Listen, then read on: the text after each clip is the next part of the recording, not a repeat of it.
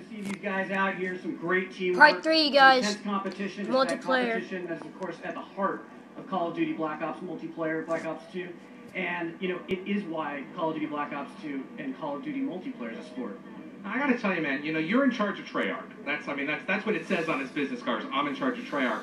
But you've got to be real proud of the team and some of the innovations they brought to the table this time around, right? Yeah, you know what? The team really went for it. I'm really proud of the team. You know, they really were inspired by the world of esports, and, you know, so much so that they created an entire suite of features that's going to really propel esports and Call of Duty multiplayer. You know, great set of tools to allow people to commentate, to broadcast out this content. We know people love to play Call of Duty, and we believe people love watching Call of Duty. So you saw some of those features a moment ago during the match, but now we're going to catch up with Mr. Vonderhaar and Hastro, and they're going to explain in depth what you're going to get with Call of Duty Black Ops 2 multiplayer.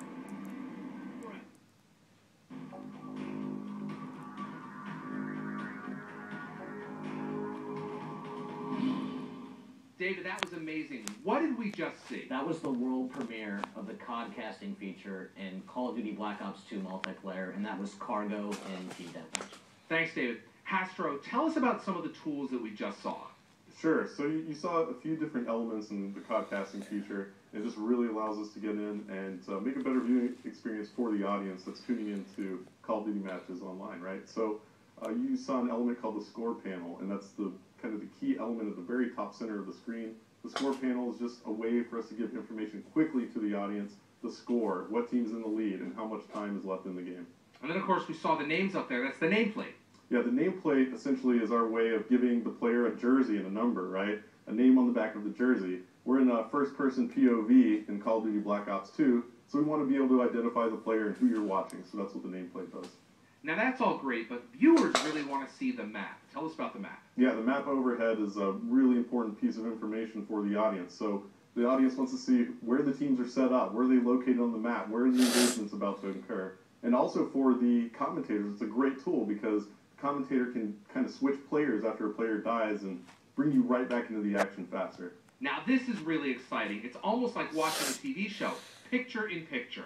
Yeah, now the picture-in-picture mode is just really robust, a lot of features there, but essentially you're able to see what the kill streak is for each certain player. If a player's just on a tear, he's got 10 kills in a row, you'll be able to see that in the right-hand column. Also, we have an objective column, so any player who's playing an objective in real time, you're going to be able to see live when that player is playing an objective, and it's going to identify that that player is in fact on the objective. Are there a lot of options that we can tweak? Well, we actually have elements of the HUD that are removable, and you can actually customize the HUD for the viewer. And you can actually go in and, let's say, an esports league or a big tournament wants to put in their own graphics. So you can remove a piece of the HUD, and we can actually fully customize that for the viewing experience. So you can completely wipe it, put in the mini-map, take it away, different things like that. It's just very, very robust, and essentially that's what makes up COD-casting. Now, one of the really neat features is Listen In, where we can actually hear the players, right? Yeah, the listen-in feature in COD-casting mode is actually my favorite feature. It really allows us to take the audience and put them into the huddle with the players. So you really get a sense for just how much their communication separates them from other teams in competitive play. The best professional teams in the world have top-notch communication, and it's crucial to them winning a game. So we get to feel what they're feeling, what they're strategizing, and just hear the overall just lingo between the players, and it's just really an exciting tool. It's just such a great deal of information that the audience is going to be empowered with now. In Black Ops 2, the commentators have all the right to make the viewing experience as customized to the viewer and the audience as possible. So, you know, for me personally as a commentator, I want to make the viewing experience as fun as possible for the audience, and I'm able to do that with COD-caster mode, but more importantly, I'm able to make sure that we don't miss those epic moments in the battles that may have gotten lost in the past. You know, these just crucial moments that change the face of the game and what essentially determines outcomes of matches. We're able to make sure that we capture all of that. Thanks, Hastro. David, I want to talk to you about some of these features. What was it like implementing some of these features? Yeah, so there's really a couple of really key pillars to the entirety of the esports and competitive agenda for us. Black Ops 2 has a league play feature. This is a sport. It's how you make Call of Duty multiplayer a sport. And we actually use skill-based matchmaking to put players in the right brackets. Competition is fun at any level, pro players and average players alike. We also have to make it fun to watch, fun to spectate. That's what COD-casting does. So that's why that feature is so important, have that production around that sport.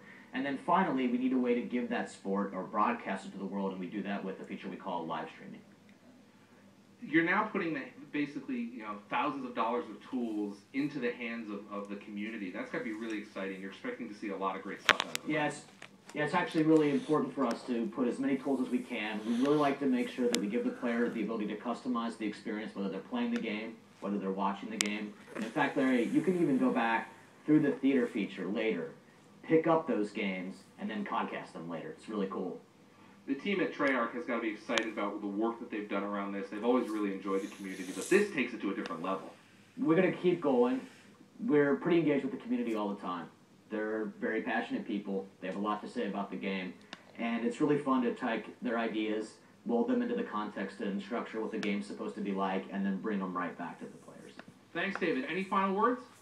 Sure. I've just been blown away by how dedicated the team at Treyarch has been to making this experience for the players as best as it can be and giving them as much customization that they can have.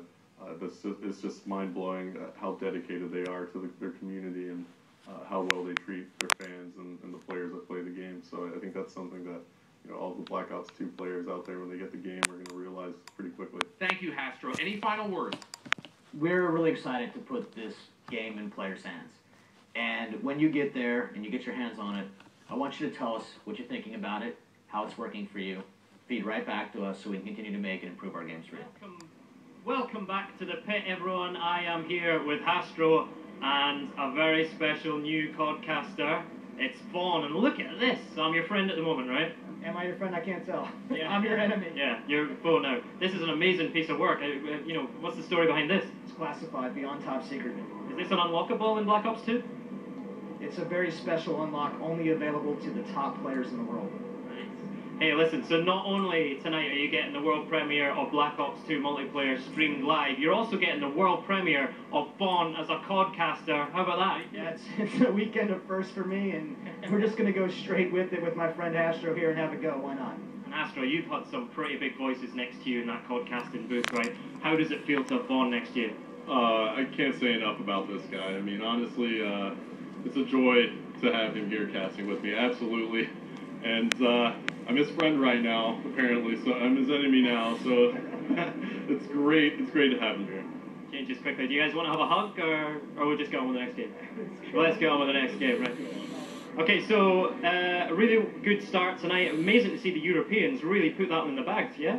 Oh man, I was actually really surprised. I mean, they really took it to the North Americans right there, pretty bad. I mean, that was a rough one. So we'll see what happens here in the next round. Home advantage telling in that first game, but it's all going to change because we're showing off one of the new game modes now. This is multi-team deathmatch. Tell us about this one, Bob. Yeah, so this is a 3-on-3-on-3-on-3, but you can play multi-team deathmatch with up to 6 factions and any combination of 18 players.